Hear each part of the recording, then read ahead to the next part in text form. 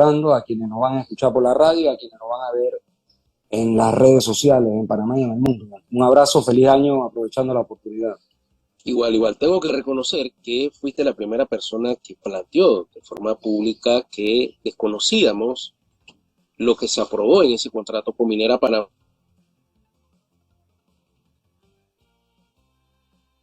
por parte de la Corte Suprema de Justicia. Sin embargo, se nos sigue hablando, escuchábamos al ministro la semana pasada de un contrato, inclusive hasta de prórroga, y de un contrato o sea, que no, nadie sabe que realmente se aprobó, o sea, a nadie se le consultó realmente sobre este tema. Mira, Enrique, es parte del drama que dio este país, en el que las élites de poder económico y sus peones que logran ubicar tanto en el Palacio de las Garzas del presidente y sus ministros hacia abajo, y en la Asamblea de Diputados, y esto a su vez que nombran otros peones en la Corte Suprema, simplemente han estado desde 1903, pero voy a hacer corte histórico.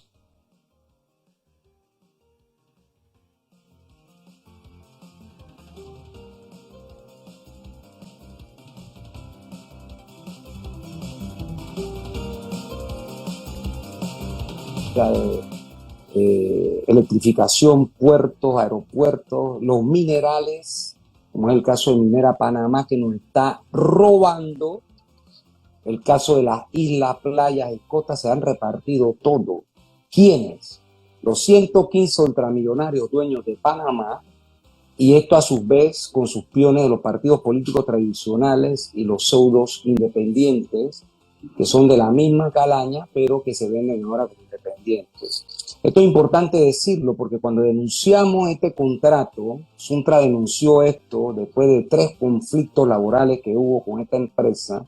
Allí había tráfico humano, una cantidad de trabajadores asiáticos en condiciones miserables, hacinados en barco, en fin, no se sabe todavía cuáles son sus condiciones materiales. Y a eso debería sumarse el enclave que generó esta empresa. Yo vi, nadie me contó cómo al ministro de Trabajo pasado, Carles, y cómo a la ministra actual, Zapata, no la dejaron entrar a ese proyecto. Porque esta empresa no respeta la Constitución ni las leyes en Panamá. ¿Gracias a quién? A los gobiernos y a su posición genuflexa frente al abuso de esta empresa. Esta empresa nos está robando los minerales. Fíjese, en este país dice que hay 3 poderes del Estado, entre ellos el judicial. El judicial, su máxima corporación, es la Corte Suprema. Se declara un contrato inconstitucional y resulta ser que la empresa sigue extrayendo, no paga la construcción de infraestructura y empieza a extraer los recursos. ¿Con anuencia de quién? Del gobierno de Varela y del gobierno de Cortizo. Pero en realidad este es un contrato que desde el 97 Pérez Valladares aprobó junto con la Asamblea, y Cortizo como diputado aprobó ese contrato leonino contra el interés nacional. Entonces, en enero del año pasado, Cortizo y su gabinete anunció que había llegado a un acuerdo con la empresa, acuerdo que nadie conoció, como tú dices, yo lo denuncié en su momento, que hasta hoy nadie conoce, y que lo iba a hacer público en julio del año pasado. Él no ha hecho público esto. En diciembre sorprendió al país diciendo que la empresa no cumplía, que él había sido flexible, en fin. Yo creo, y estoy analizando la posibilidad, junto a otros abogados, a presentar una querella penal de asociación ilícita para delinquir. Yo pienso que esa es la figura con la que Minera Panamá y las actuales autoridades de gobierno deben ser juzgadas. Hay una asociación ilícita para delinquir contra el interés nacional y contra los recursos del Estado. Es sencillo. Se están extrayendo los minerales, la empresa se lo está llevando, nadie sabe qué se está extrayendo, Panamá no recibe un real, y todo eso ha sido con anuencia de el gobierno del señor Cortizo y del señor Varela. Y naturalmente esto hay que atacarlo desde el punto de vista penal. Por eso estoy diciendo que estamos estudiando esta posibilidad, porque creemos que este acto penal debe ser castigado duramente a través de la norma jurídica. Fíjese, hace más de 4 años salió el fallo de inconstitucionalidad. No lo publicaron en la Corte. Entonces, vamos, mire el eje.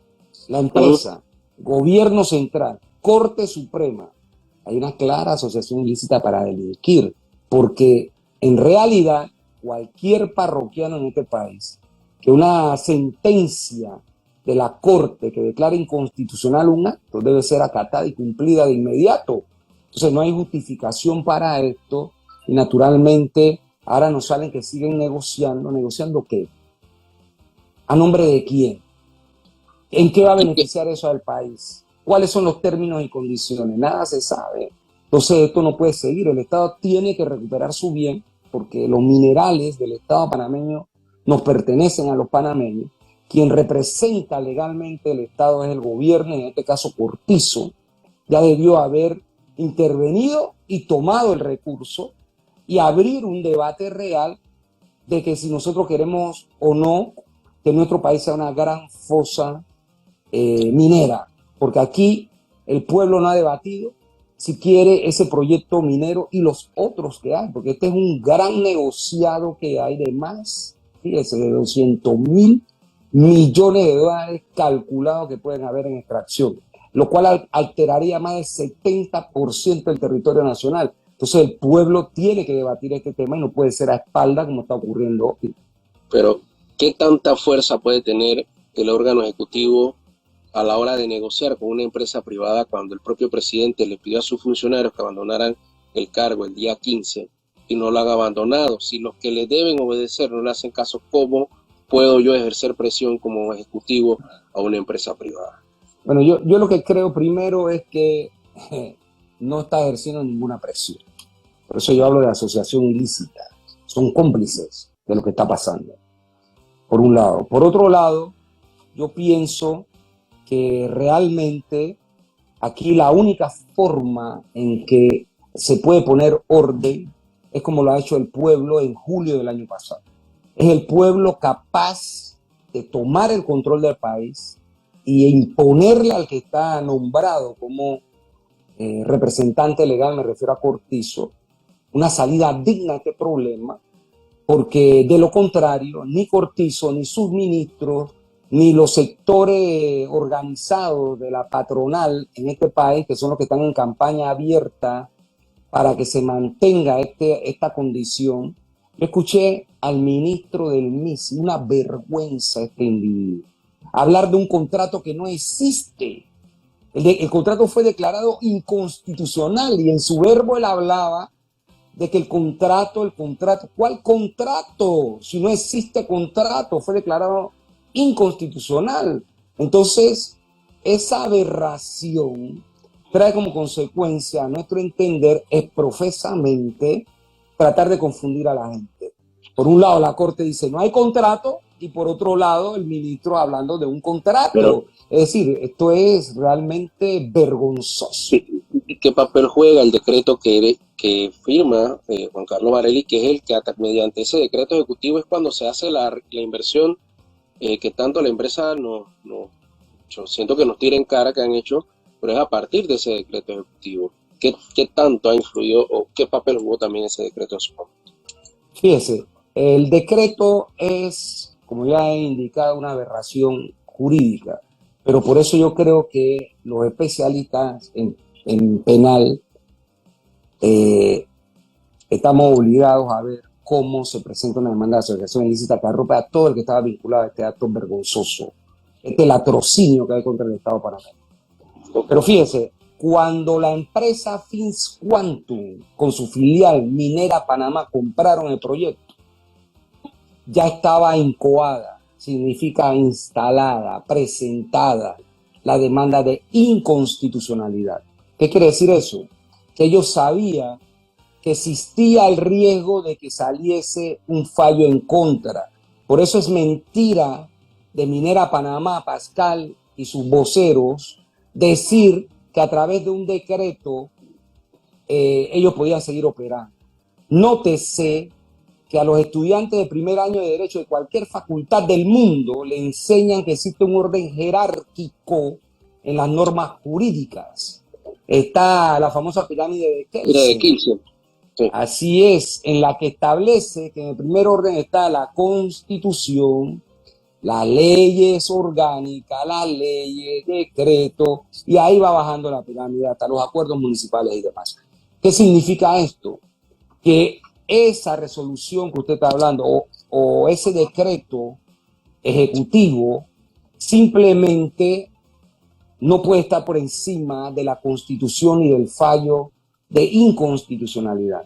Pero como todo en Panamá se tuerce, todo en Panamá es corrupto, todo en Panamá las élites lo hacen en su beneficio, entonces se salió Varela con esta paginada y además de eso la empresa ahora quiere victimizarse diciendo que por eso es que ellos invirtieron. No, ellos sabían, ya ellos sabían de la demanda y asumieron el riesgo, ahora que lo asuman.